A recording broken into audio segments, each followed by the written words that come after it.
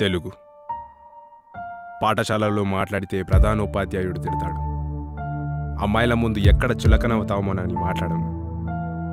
నలుగురు చదువుకున్న వాళ్ళ మధ్య మాట్లాడితే అవమానం. ఇవన్నీ అబద్ధం అనుకొని బ్రతుకుతున్న నేను అమ్మ భాషపై అభిమానం పెంచుకున్నాను. సాహిత్యకారుడు అవ్వాలనంత మూర్ఖంగా అభిమానించాను.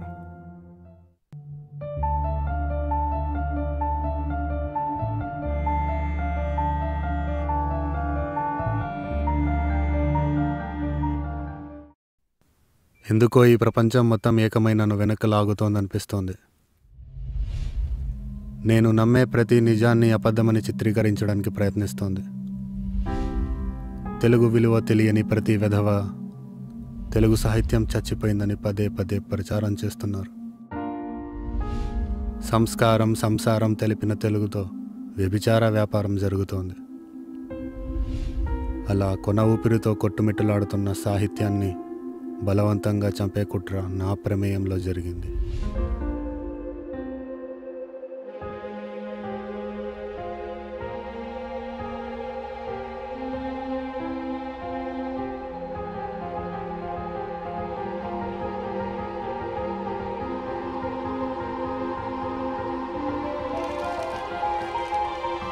ఇక్కడ నువ్వు ఒకటి గమనించాలయ్యా, తెలుగు సాహిత్యం ఎప్పుడో చచ్చిపోయింది. అదేంటి సార్, ఇందాకే అద్భుతంగా రాశానని మెచ్చుకున్నారు. మీ రచనలను ఒకసారి ప్రచురిద్దామని చెప్పి మా ఎడిటర్ గారి దగ్గరికి తీసుకెళ్తే ఇవి కవితలని విసిరేశాడయ్యా. సార్, ఎన్నో ప్రయత్నాల తర్వాత నాకు దొరికిన మిగిలిన ఏకైక అవకాశం ఇది. కవితలు ప్రచురించాలని, నలుగురు వాటి గురించి మాట్లాడుకోవాలని ఎన్నో కలలు కన్నాను. ప్లీజ్ సార్, ఒక్క అవకాశం ఇవ్వండి ప్లీజ్. చూడవయ్యా శ్రీకర్, నీ పదాలు నాకు నచ్చాయి కాబట్టే ఇంతవరకు వచ్చింది. నువ్వు రాయగలవని నాకు తెలుసు. అదేదో మాకు నచ్చిన విధంగా రాయి. అదేదో దేత్తడినో సాయిరో అనో అలా రాయాలి.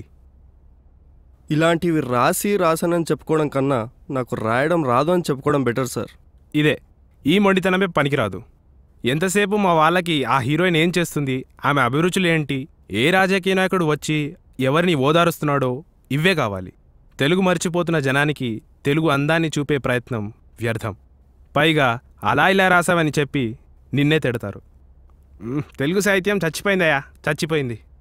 సార్, నా రచనలు ప్రచురించకపోయినా పర్లేదు, కానీ తెలుగు సాహిత్యం చచ్చిపోయిందన్న ప్రచారం మాత్రం ఆపండి.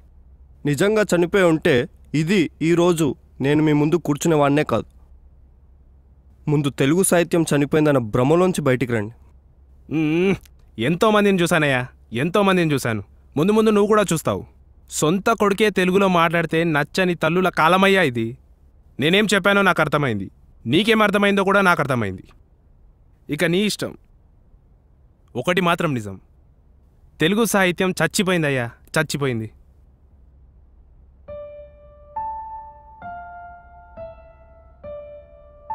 ఈ అవకాశం ఇచ్చినందుకు నాకు కృతజ్ఞతలు కూడా చెప్పాలనిపించట్లేదు సార్.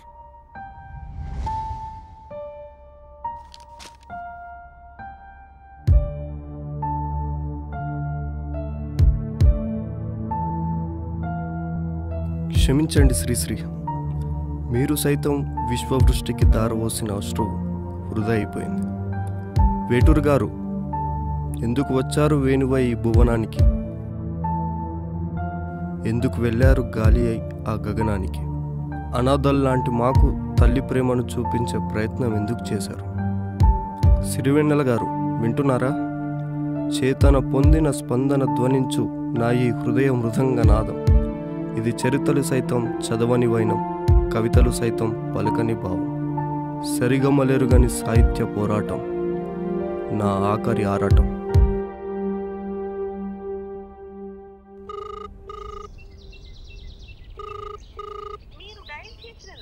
ఏంటి బిజీ అని వస్తుంది?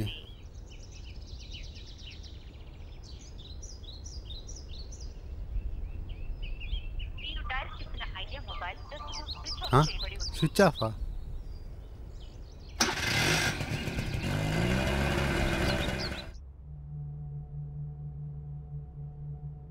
తెలుగు సాహిత్యం చచ్చిపోయిందట. మరి చచ్చిన శవాన్ని లేపే ప్రయత్నం నేనెందుకు చేస్తున్నట్లు? నిజంగా తెలుగు సాహిత్యం చచ్చిందో లేదో నాకు తెలియదు, కానీ నా తల్లి పురిటి నొప్పులు వృధా అయ్యాయి. నాలో అప్పుడే జన్మించిన సాహిత్యకారుడు చంపబడ్డాడు. ఇక రాయనని నేను రాస్తున్న చివరి లేఖ ఇది. ఆయుష్ ఉండి బ్రతకాలని లేని సాహిత్యకారుడి తుది శ్వాస ఇది.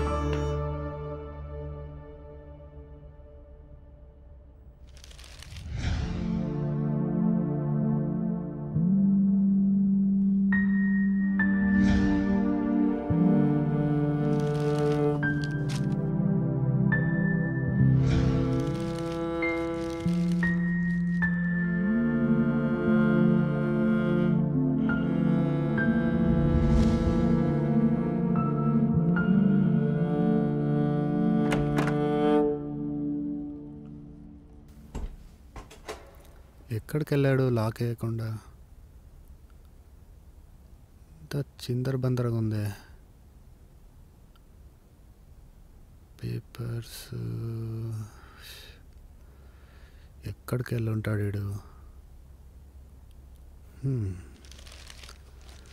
ఏంటిదంతా పేపర్లు పడేసి అడ్డదిడ్డంగా?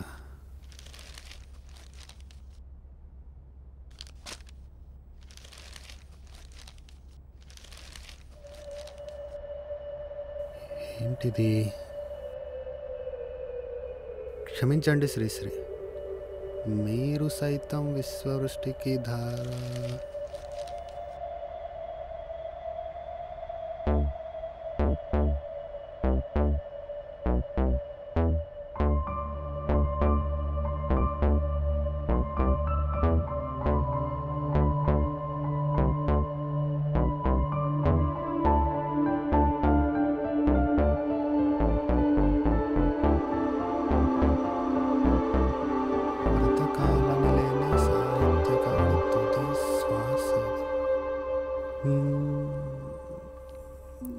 వీడు సూసైడ్ చేసుకున్నది వీక్ కాదే.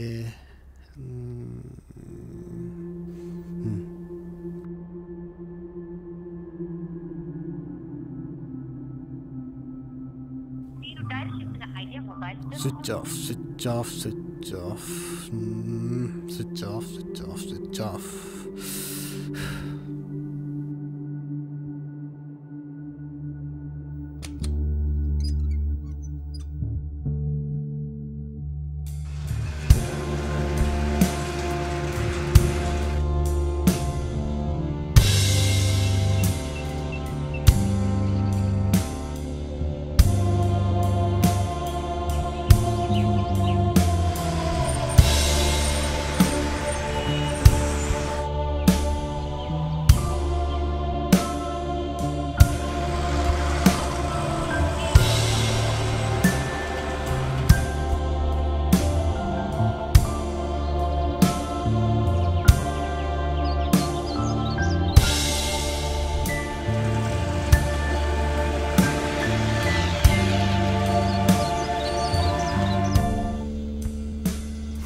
తెలుగు సాహిత్యం చచ్చిపోయిందట. చచ్చిన శవాన్ని లేపే మూర్ఖ ప్రయత్నం నేను ఎందుకు చేస్తున్నట్లు? నిజంగా తెలుగు సాహిత్యం చచ్చిపోయిందో లేదో నాకు తెలియదు, కానీ మా తల్లి పుట్టి నొప్పులు వృధా అయిపోయాయి. నాలో అప్పుడప్పుడు నా సాహిత్యకారుడు చంపబడ్డాడు. నేను రాయనని చివరిసారి రాస్తున్న లేఖ ఇది. ఆయుష్ ఉండి బ్రతకాలని లేని సాహిత్యకారుడి తుది శ్వాస ఇది.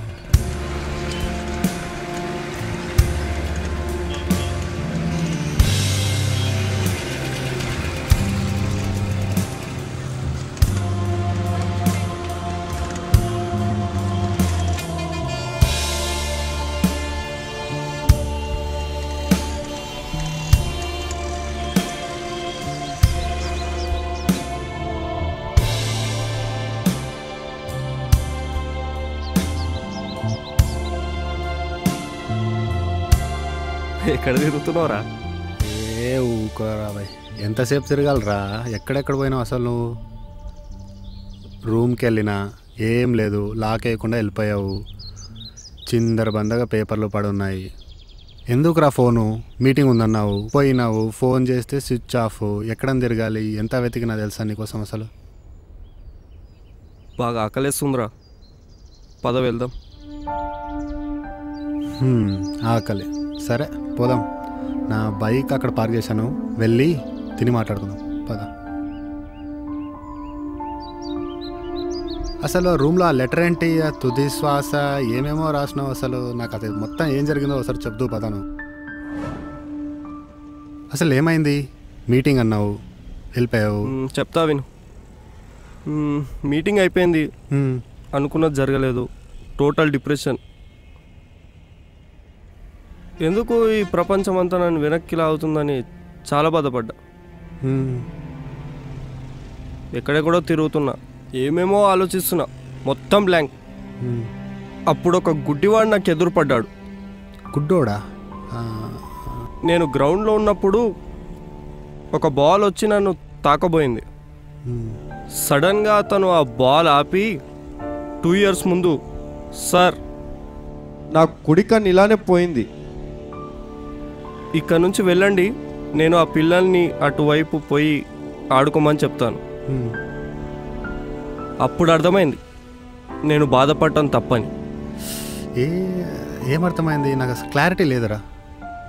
కన్నులు పోగొట్టుకున్న ఒక వ్యక్తి తనలా మరొకరి కన్నులు పోకూడదని ఎందుకు అనుకుంటాడు? ఒక గెలిచిన వ్యక్తి నలుగురికి ఆదర్శంగా నిలుస్తాడు ఎప్పుడైనా, కానీ ఒక ఓడిన వ్యక్తి నలుగురికి ఆసరా అవుతాడు. నేను ఎప్పుడూ నా రచనలు నలుగురు చదవాలి, నలుగురు మెచ్చుకోవాలి అనుకునేవాడిని. కానీ ఎందుకు?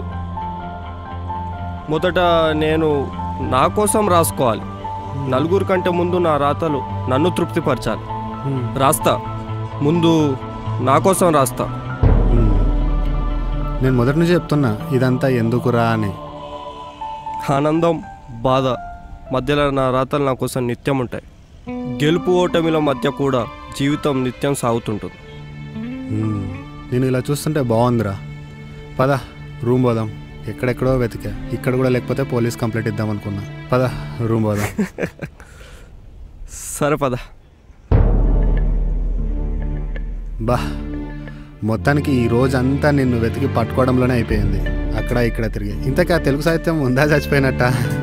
అలా కాదురా, ఇప్పుడు ఇంత జరిగింది. అసలు ఎంతమందికి తెలుగు సాహిత్యం అంటే ఇష్టం అంటావు? అలా చచ్చిపోయి ఉంటే అనంత శ్రీరామ్, శ్రీమణి వీళ్ళంతా వచ్చేవాళ్ళ? నేను వస్తానా? ఇదే మనల్ని ఎక్కడో చూడడం మంచిది.